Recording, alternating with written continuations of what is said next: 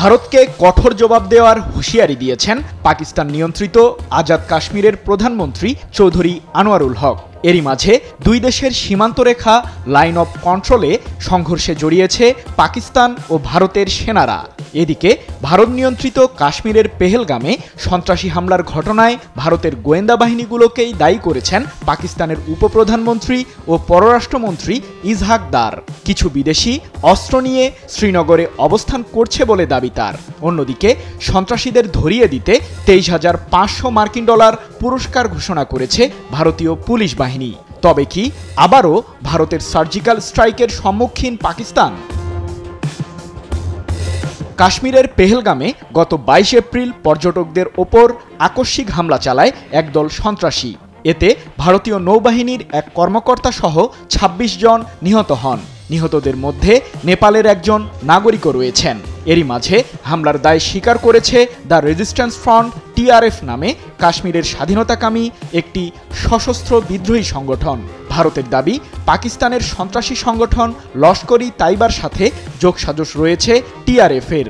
এই ঘটনায় 3 জন সন্দেহভাজন সন্ত্রাসীকে ধরিয়ে দিতে 23,500 মার্কিন ডলার পুরস্কার ঘোষণা করেছে ভারতের পুলিশ বাহিনী। প্রাণ সসের মাখামাখি টেস্ট নুডলসকে করে তোলে আরো ইয়ামি, আরো জোস। প্রাণ সসের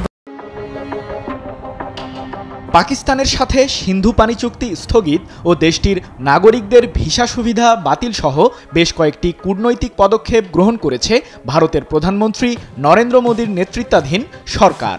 পাল্টা জবাবে পাকিস্তানের আকাশসীমা ব্যবহার করে বিমান উড্ডয়নে ভারতের ওপর নিষেধাজ্ঞা জারি করেছে ইসলামাবাদ। এছাড়াও দিল্লির সাথে সব ধরনের বাণিজ্যিক কার্যক্রম স্থগিত সহ একগুচ্ছ কূটনৈতিক পদক্ষেপ গ্রহণ করেছে পাকিস্তান, যার কারণে 2019 সালের পর আবারও দুই দেশের সম্পর্কে অচলাবস্থা সৃষ্টি হয়েছে। এমন উত্তেজনাকর পরিস্থিতির মধ্যে ভারতের উদ্দেশ্যে কঠোর হুঁশিয়ারি দিয়েছেন আজাদ কাশ্মীরের প্রধানমন্ত্রী চৌধুরী আনোয়ারুল হক।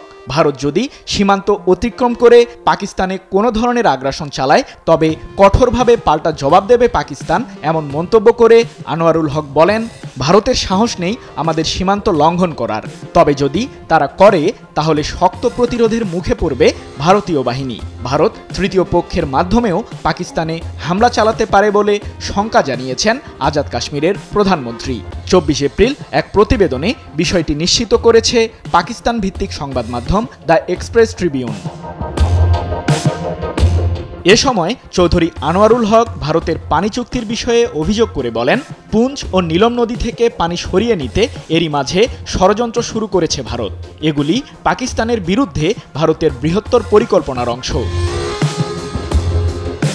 এদিকে আজাদ কাশ্মীরের প্রধানমন্ত্রীর সতর্কবাণীর পরই লাইন অফ কন্ট্রোলে সংঘর্ষে জড়িয়েছে পাকিস্তান ও ভারতের সেনাবাহিনী। পাকিস্তানের পক্ষ থেকেই প্রথমে গুলি চালানো হয় বলে দাবি ভারতের, যদিও এ বিষয়ে কোনো মন্তব্য করেনি ইসলামাবাদ।